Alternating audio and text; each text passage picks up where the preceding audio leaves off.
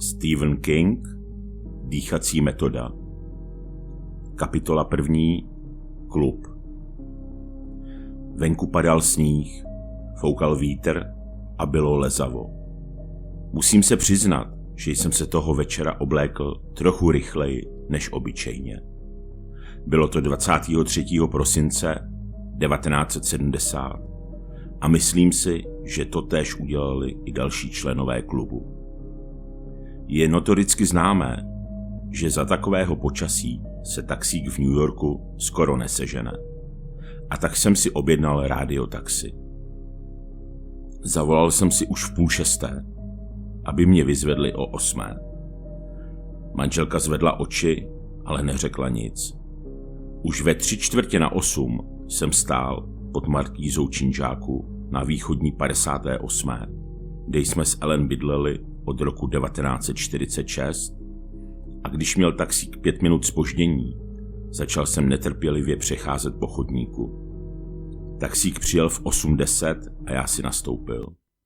Byl jsem rád, že už nestojím na větru a že budu moct taxikáři vynadat, jak si nejspíš zaslouží. Ten vítr, součást studené fronty, která se den předtím přihnala z Kanady, přinášel starosti. Hvízdal a kvílel za okny taxíku. Chvílemi přehlušoval salsu, která se linula z šoférova rádia, a rozhoupával pérování velkého vozu.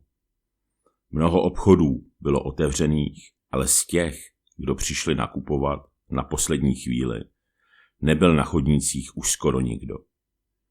Lidé, kteří byli ještě venku, vypadali nešťastně a strápeně. Celý den řádil nárazový vítr a teď začalo znovu sněžit. Nejprve řídce, ale po chvíli před námi začal sníh na ulici prudce vířit. Až se budu v noci vracet domů, budu na kombinaci sněhu, taxíku a New Yorku myslet s mnohem větším neklidem. To jsem však v tu chvíli samozřejmě nevěděl. Na rohu 2. a 40. se nad křižovatkou jako duch vznášel velký pozlacený vánoční zvon. Hnusná noc, prohodil taxikář. Zítra budou mít v Márnici aspoň 20 kusů navíc. Zmrzlý ochlasty. A pár zmrzlých somraček. No, vypadá to tak. Taxikář přemítal. No, pán Bůh s ním má zlý pryč, poznamenal nakonec. Sociálka ušetří na podporách, že jo? Vaše vánoční rozpoložení, odpověděl jsem, má ohromnou duchovní hloubku. Drožkář se opět zadumal. Že vy jste jeden z těch útlocitných liberálů. Odmítám odpovědět, protože všechno, co řeknu, by mohlo být použito proti mně. Namítl jsem. Muž si znechuceně odfrkl, jako by tím chtěl vyjádřit, proč já musím vždycky schytat tyhle chytrolíny. Ale neřekl nic. Vysadil mě na rohu 2. a 35. a já šel ještě pěšky půl bloku ke klubu. Sehnutý proti hvízdajícímu větru a rukou v rukavici jsem si přidržoval klobouk na hlavě. Veškerá životní síla, modré blikající světýlko velikosti věčného plamínku na plynovém sporáku, jako by se mi téměř v mžiku stáhla hluboko do těla. V 73 pociťuje člověk zimu rychleji a hlouběji. Takový člověk má být doma u krbu, nebo aspoň u elektrických kamínek. V 83 není horká krev už ani vzpomínkou. Patří spíš jen do oblasti teoretických úvah. Poslední poryvy větru ustávaly, ale do tváře mě stále bičoval sníh suchý jako písek. S úlevou jsem si všiml, že schody ke dveřím domu 249B jsou posypané pískem. To byla Stevensova práce. Stevens dobře znal základní alchymistický zákon stáří. Neproměňuje se olovo ve zlato, ale kosti ve sklo. Když přemýšlím o takových věcech, napadá mě, že Bůh nejspíš uvažuje hodně podobně jako Groucho Marx. Pak už tam Steven stál, Přidržoval dveře do kořán a za chvilku jsem byl uvnitř. Prošel jsem halou obleženou mahagonem a dál po otevřenými dvoukřídlovými dveřmi do knihovny s čítárnou a barem. Byla to tmavá místnost, ve které tu a tam zářily světelné ostrůvky, lampy na čtení. Intenzivnější světlo ozařovalo podlahu z dubových parket a já uslyšel klidné praskání březových polen v obrovském krbu. Teplo sálalo přes celou místnost. Člověka rozhodně nepřivítá nic příjemněji než oheň v krbu. Zašustily noviny, suše, poněkud netrpělivě. To bude Johansen se svým Wall Street Journal. Po 10 letech jsem dokázal jeho přítomnost vytušit už jen podle toho, jak si čte burzovní zpravodajství. Bylo to zábavné a jakýmsi klidným způsobem úžasné. Stevens mi pomohl ze zimníku a přitom tiše prohodil, že je to hrozná noc. WCBC předpovídá, že k ránu přijde silné sněžení. Přisvědčil jsem, že je to hrozná noc a ohlédl jsem se znovu do té velké místnosti s vysokým stropem. Hrozná noc, plápolající oheň a strašidelný příběh.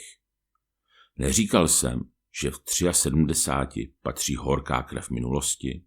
Možná to tak je, jenže já jsem při tom pomyšlení pocítil v hrudi něco teplého. Něco, co nespůsobil oheň v krbu, ani Stevensovo spolehlivé, důstojné uvítání. Myslím, že to bylo proto, že příběh měl tentokrát vyprávět McCarn. Do toho honosného domu číslo 249B, který stojí na východní 35. jsem docházel už 10 let. Docházel jsem tam v intervalech, které byly skoro, i když nikoli úplně, pravidelné. V duchu jsem ho považoval za něco jako pánský klub. Onen podivuhodný pozůstatek z dob před Glorií Steinovou. Ale ani dnes si nejsem zcela jist, co to vlastně je, ani jak to vůbec vzniklo.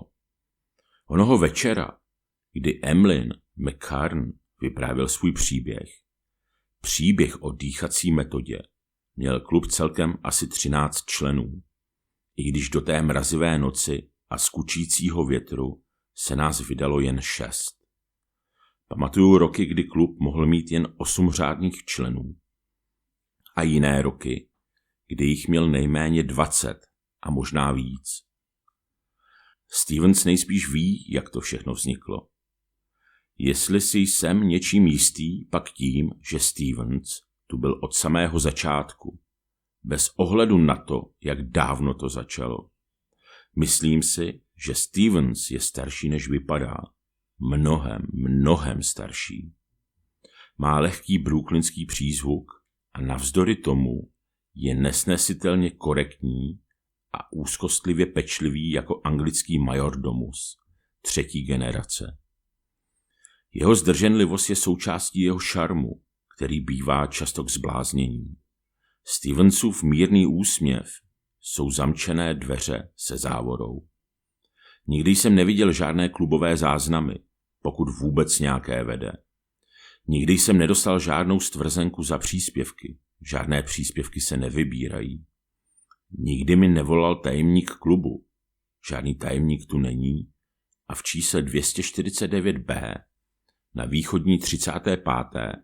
nejsou ani žádné telefony. Není tu žádná krabice s bílými a černými koulemi. A klub, pokud to vůbec je klub, nikdy neměl žádné jméno. Poprvé jsem přišel do klubu, jak jej musím nadále nazývat, jako host George Waterhouse. Waterhouse šéfoval právní firmě, ve které jsem pracoval od roku 1951. Můj postup ve firmě, jedné ze 3 největších v New Yorku, byl stálý, ale nesmírně pomalý. Dovedl jsem se za své případy rvát. Dřel jsem jako kůň, ale žádný geniální talent jsem neměl.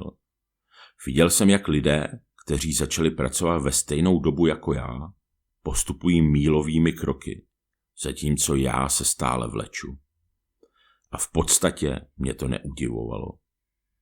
S Waterhousem jsme navzájem občas prohodili nějakou vtipnou poznámku, oba jsme se účastnili firemní večeře, pořádané každoročně v říjnu, a tu a tam jsme se setkali i jinde, až do podzimu 1967, kdy se jednoho dne začátkem listopadu zastavil u mě v kanceláři. To samo o sobě bylo natolik neobvyklé, že mě hned přepadly černé myšlenky, propuštění, které v zápětí vystřídaly myšlenky opojné, nečekané povýšení. Byla to záhadná návštěva. Waterhouse se opřel o záhrubně dveří, na vestě mu teple zářil odznak společnosti Pi Beta KP a vlídně se rozpovídal o všeobecných věcech. Nic z toho, co říkal, nebylo nijak podstatné ani důležité. Pořád jsem čekal, kdy s tím skončí a přejde ke kauzám. A teď k tomu případu Casey, nebo žádají nás, abychom se podívali na to, jak primátor jmenoval Salkovice jenže se zdálo, že žádnou kauzu nemá. Pohledl letmo na hodinky a poznamenal, že si se mnou pěkně popovídal a že už zase musí jít. Ještě jsem zmateně mrkal, když se otočil a nenuceně prohodil. Chodím každý čtvrtek do takového jakoby klubu. Většinou jsou tam staří nekňubové, ale někteří jsou docela fajn. Mají tam opravdu skvělý sklep, pokud si potrpíte na dobré víno. Tu a tam také někdo vypráví dobrý příběh. Co kdybyste tam někdy večer zašel, Davide? Jako můj host. Vychochtal jsem nemastnou neslanou odpověď, dodnes si nejsem jistý, co to bylo. Ta nabídka mě zmátla. Znělo to improvizovaně, ale v jeho očích, v tom modrém anglosaském ledu, pod huňatým bílým obočím, žádná improvizace nebyla. A jestli si přesně nepamatuju, co jsem odpověděl, bylo to proto, že jsem náhle pocítil jistotu, že tato nabídka, i když nejasná a záhadná, je přesně tou konkrétní věcí, ke které podle mého očekávání od začátku směřoval. Ellen na to tehdy večer zareagovala jakýmsi směšným podrážděním.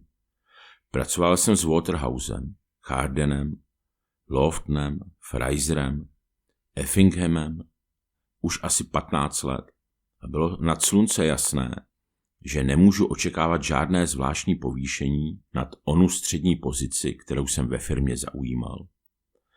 Ellen napadlo, že firma zvolila nákladově efektivní náhradu za zlaté hodinky. Dětkové, kteří si vyprávějí příhody z války a hrajou poker, utrousila. Jeden takový večer a pak od tebe budou očekávat, že budeš spokojeně dřepět na svém místě až do penze. Jo, strčela jsem ti do lednice 2 piva a vřele mě políbila. Nejspíš něco zahlédla v mé tváři. Bůh ví, že mě má po všech těch letech společného života přečteného. V dalších 2 týdnech se nic nedělo. Když se mi mysl zatoulala k Waterhouseově podivné nabídce, rozhodně podivné, vždyť pocházela od člověka, se kterým jsem se vídal sotva 10krát do roka a se kterým jsem se společensky setkával asi na 3 večírcích ročně, včetně říjnové firemní večeře. Napadlo mě, že jsem si ten výraz v jeho očích vyložil špatně. Že skutečně tu nabídku pronesl jen mimochodem a hned na ní zapomněl. Nebo toho litoval, houvej. A pak ke mně ten širokoplecí sportovně vypadající skoro 70-tník jednou pozdě odpoledne přistoupil. S aktovkou mezi koleny jsem se právě soukal do svrchníku. Pronesl: jestli pořád ještě máte chuť na sklenku v klubu, co kdybyste přišel dnes večer? Tedy já... Fajn, vtiskl mi do ruky útržek papíru. Tady je adresa. Čekal na mě toho večera pod schody a Stevens nám přidržel dveře. Víno bylo přesně tak vynikající, jak Waterhouse sliboval. Neučinil sebemenší pokus, aby mě představil lidem. Považoval jsem to za snobské. Později jsem však tu myšlenku zavrhl. Ale 2 nebo 3 z nich se mi představili sami. Jedním z těch, kdo tak učinili, byl Emlyn McCarn, tehdy už téměř 70letý. Podal mi ruku a já mu ji krátce stiskl. Pokožku měl suchou a tvrdou, skoro jako želva. Zeptal se mě, jestli hraju bridge. Odpověděl jsem, že nikoli. A to je sakra dobře, pochvaloval si.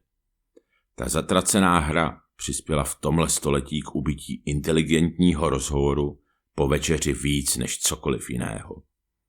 A s těmi slovy se odebral do temna knihovny, kde police s knihami stoupaly zřejmě až do nebe. Rozhlédl jsem se po Waterhouseovi, ale ten zmizel. Cítil jsem se trochu nepříjemně a hodně nemístně, a tak jsem vykročil ke krbu. Byl obrovský. Myslím, že jsem se o tom již zmiňoval. Vypadal obzvlášť obrovský v New Yorku, kde si obyvatelé bytů, jaký mám já, těžko dokážou představit krb, ve kterém by se dalo dělat něco víc než rozpéct kukuřici či toast. Krb v čísle 249b na východní 35. byl tak velký, že by se v něm dal opékat na rožni celý hůl. Žádná krvová římsa tu nebyla. Místo ní se nad ohništěm klenul zahnědlý oblouk z kamenů, který uprostřed držel poněkud vyčnívající vazák. Měl jsem ho přímo v úrovni očí a třeba, že bylo šero, dokázal jsem bez potíží přečíst slova do něj vyrytá. Důležitý je příběh, nikoli vypravěč. Tak tady vás mám, Davide, ozval se mi za zády Waterhouse a já nadskočil. Tak mě přece jen neopustil, jenom se odebral někam vedle, kde jsem to ještě neprozkoumal, a vrátil se s nápoji. Skotská se sodou je pro vás, že? Ano, děkuju vám, pane Waterhouse. Georgi, opravil mě. Tady jen Georgi.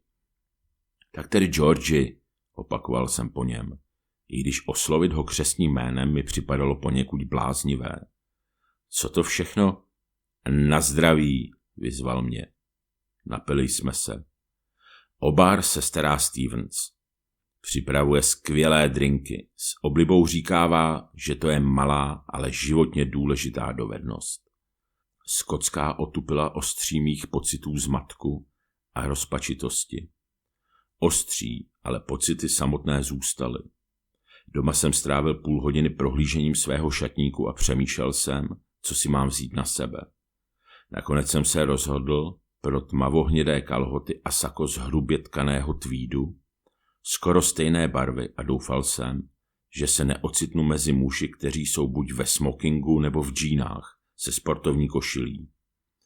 Každopádně se zdálo, že pokud jde o oblečení, docela jsem se trefil. Nové prostředí a nová situace vedou člověka k tomu, aby si zřetelně uvědomoval všechny společenské zvyklosti, i když jsou to třeba maličkosti. A já jsem v té chvíli se sklenkou v ruce a po obligátním přípitku chtěl mít jistotu, že jsem neopomenul žádnou formalitu. Není tu kniha návštěvníků, kam bych se měl zapsat? Zeptal jsem se. Nebo něco podobného? Vypadal poněkud překvapeně. Nic takového nemáme, odpověděl. Aspoň si myslím, že nemáme. Rozhlédl se po šeré, tiché místnosti. V Johansenových rukách zašustil Wall Street Journal. Spatřil jsem Stevense, jak prochází dveřmi na protějším konci místnosti. V bílé číšnické vestě vypadal jako přízrak. George položil sklenici na odkládací stolek a přiložil do krbu nové poleno. Do černého hrdla komínu se zvedl vír jisker. Co to znamená? Zeptal jsem se a ukázal na nápis na ústředním kameni oblouku. Máte tušení? Waterhouse to přečetl pečlivě, jako by to četl poprvé. Důležitý je příběh, nikoli vypravěč.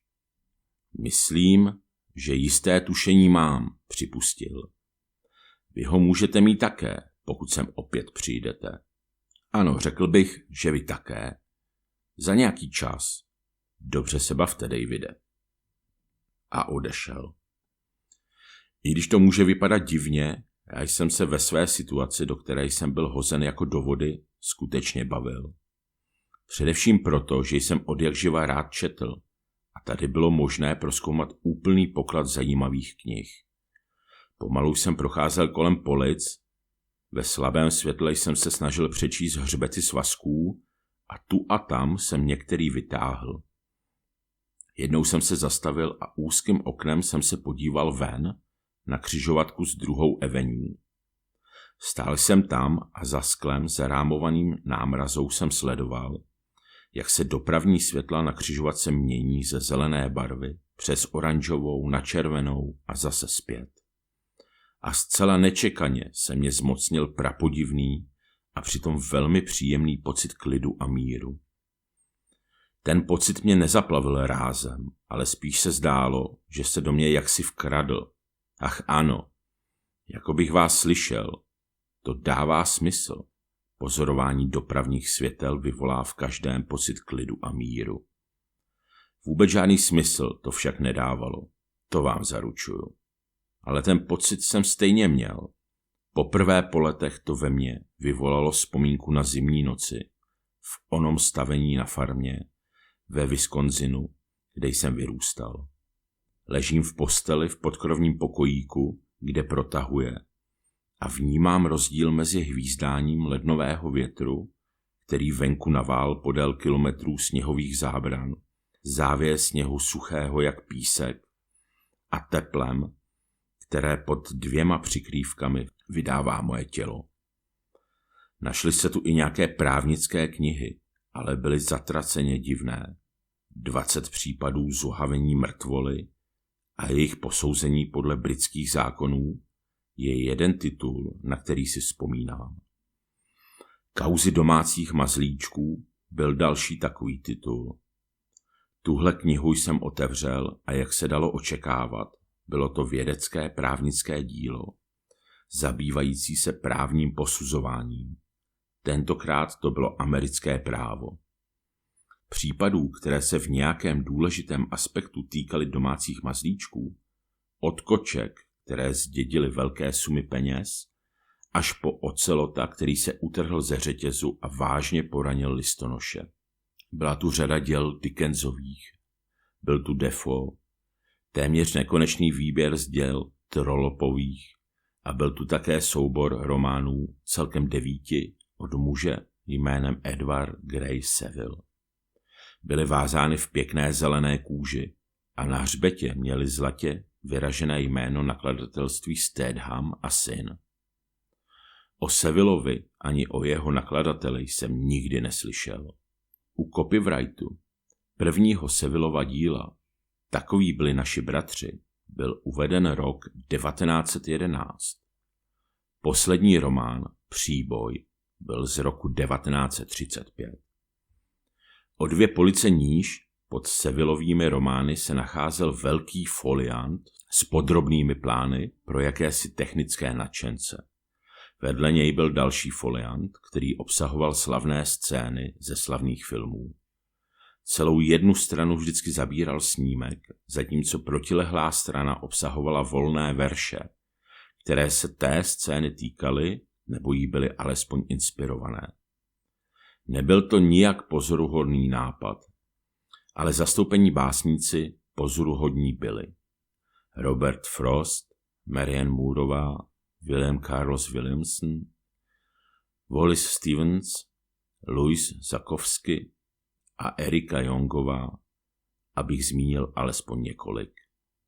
Uprostřed knihy jsem našel báseň od Algernona Williamse vedle proslulé fotografie Marilyn Monroe, která stojí na mřížový podzemní dráhy a snaží se držet poletující sukni. Báseň měla název Vyzvánění a začínala: Sukně má, dalo by se říct, tvar zvonu, nohy jsou jeho srdce a tak dále. Nebyla to špatná báseň, ale rozhodně nebyla Williamsova nejlepší ani k jeho vrcholným básním nepatřila. Měl jsem pocit, že to mohu posoudit, protože jsem během let přečetl značnou část díla Algernona Williamse. Na tuto báseň o Marilyn Monroe jsem se však nemohl rozpomenout. Byla o ní, z básně to vyplývalo, i když by nebyla doprovázena fotografií. Na konci Williams píše: mé nohy vyklepávají mé jméno, Marilyn, ma belle. Od té doby jsem se po ní pídil, ale nikde jsem ji nedokázal najít. Což samozřejmě nic neznamená. Básně nejsou jako romány nebo právní názory, jsou spíš jako rozváté listy a každá antologie nazvaná kompletní dílo toho a toho určitě lže. Básně se ztrácívají pod pohovkami. Patří to k jejich půvabům a k důvodům, proč přetrvávají. Jenže v jistou chvíli se dostavil Stevens s druhou sklenicí skotské. V tu dobu jsem se už uvelebil v křesle se svazkem Ezry Pounda. Byla stejně dobrá jako ta první. Když jsem ji usrkával, spatřil jsem dva přítomné, George Gregsona a Harryho Steina. Onoho večera, kdy nám Emily McCarn vyprávěl příběh o dýchací metodě, byl Harry už 6 let po smrti. Jak odcházejí z místnosti podivnými dveřmi, které nemohly být vyšší než 120 cm. Byla to dokonalá dvířka jako pro Alenku, když se vydala dolů králičí dírou. Nechali je otevřené a zakrátko po jejich zvláštním odchodu z knihovny jsem uslyšel tlumené ťukání kulečníkových koulí. Kolem mě prošel Stevens a zeptal se, jestli nechci další skotskou. S opravdovou lítostí jsem odmítl. Přikývl. Velmi dobře, pane. Jeho tvář se nikdy nezměnila a přesto jsem teď měl nejasný pocit, že jsem ho jistým způsobem potěšil. O něco později mě ze čtení vytrhl smích. Kdo si vhodil do krbu balíček jakési chemikálie a plameny na chvíli zazářily různými barvami. Opět jsem pomyslel na své dětství, ale nebylo v tom nic tesklivého či romanticky nostalgického. Cítím velkou potřebu tento fakt zdůraznit. Bůh ví proč. Připomnělo mi to doby, kdy jsem právě tohle dělával jako kluk a ta vzpomínka byla silná, příjemná, beze stopy lítosti.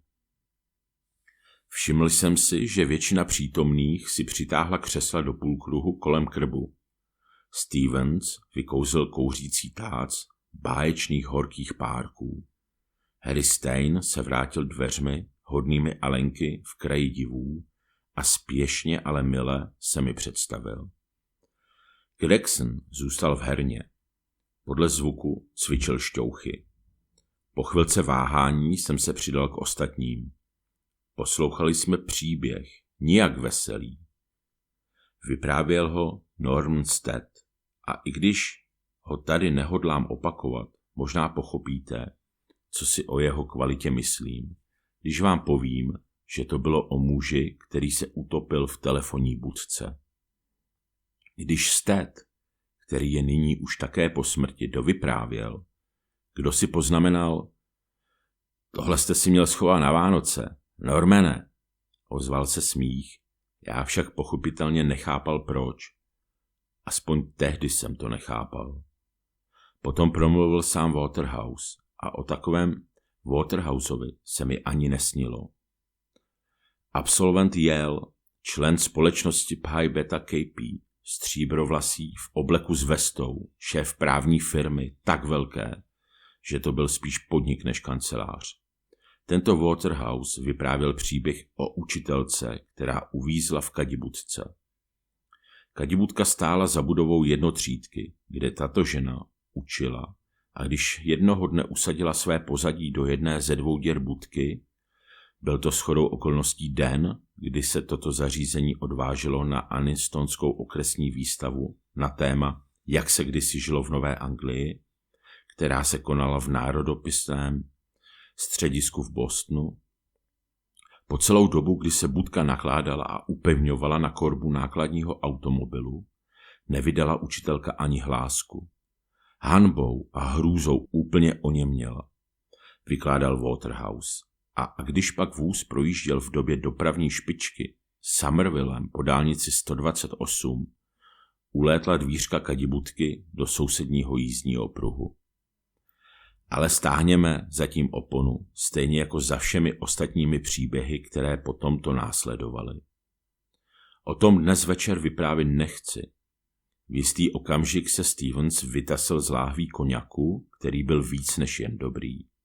Byl zatraceně vynikající. Láhev kolovala a Johansen pronesl přípitek. Dalo by se říct slavnostní přípitek. Na příběh, nikoli na vypravěče. Připili jsme si, nedlouho poté se muži začali vytrácet. Nebylo pozdě, rozhodně ještě nebyla půlnoc. Povšiml jsem si však, že když se člověk mění z 50 v 60, ta poslední chvíle začíná přicházet stále dřív a dřív. Uviděl jsem Waterhouse, jak strká paže do svrchníku, který mu Stevens přidržoval, a usoudil jsem, že teď přišla ta pravá chvíle. Napadlo mě, že je podivné, že by se Waterhouse jen tak vytratil, aniž by se se mnou slovem rozloučil. Což podle všeho právě teď nepochybně dělal. Vracel jsem Poundův svazek na místo v knihovně a kdybych se vrátil o 40 vteřin později, Waterhouse by už byl pryč. Ale nebylo to o nic podivnější, než většina ostatních věcí, které se toho večera udály. Vyšel jsem ze dveří hned za ním a Waterhouse se ohlédl, jako by ho překvapilo, že mě vidí. Vypadal skoro, jako kdyby ho něco probudilo z lehkého podřimování. Nevezmeme si společně taxi? Zeptal se mě, jako bychom se na této opuštěné větrné ulici právě teď náhodou potkali. Děkuju vám, odpověděl jsem. Chtěl jsem tím vyjádřit díky za mnohem víc, než jen za nabídku své se s ním taxíkem. A myslím si, že z mého tónu to bylo nepochybně patrné. Ale on přikývl, jako bych neměl na mysli nic víc. Ulicí pomalu projíždělo taxi s rozsvíceným nápisem Volný.